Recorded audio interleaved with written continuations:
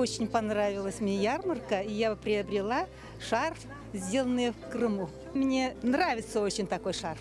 Я рада, что наши крымские гости очень украсили эту площадку.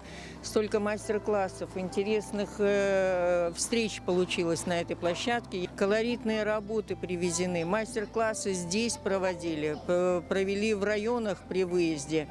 Группа замечательная совершенно. Я признательна к Крыму за такой подарок Татарстану вот в год столетий.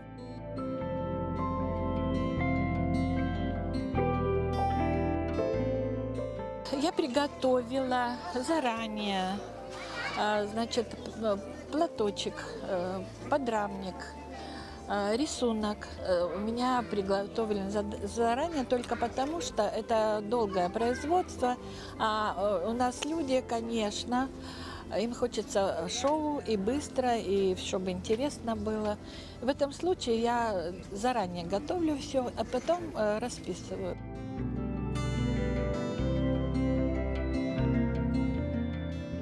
Мы сейчас лепили из глины. Мне понравилось все. От того, как я тактильно ощущала глину, от того, что я лепила, вплоть до того, что был потрясающий мастер, который объяснял все четко и понятно. Я работаю учителем, поэтому вот те знания, которые я сейчас получила, я обязательно продемонстрирую своим ученикам. Очень понравилось. Во-первых, мастера талантливые, техника интересная.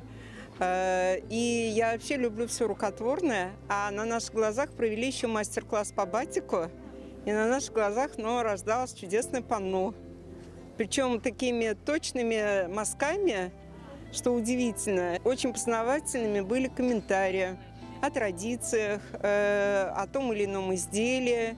Ну и доброжелательность крымчан тоже произвела очень приятное впечатление.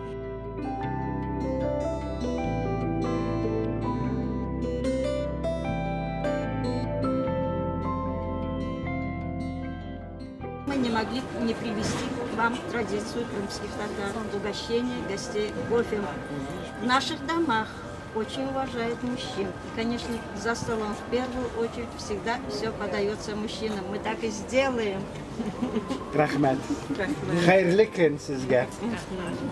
Приехав из Крыма в такую далекую дорогу и не показать Крым без нашего крымско-татарского кофе и без наших сладостей, наверное, нельзя было. Поэтому кофе, сладости – это по-нашему, конечно же, угостить всех гостей, всех, кто останавливался возле наших рядов. Это было по-крымско-татарски.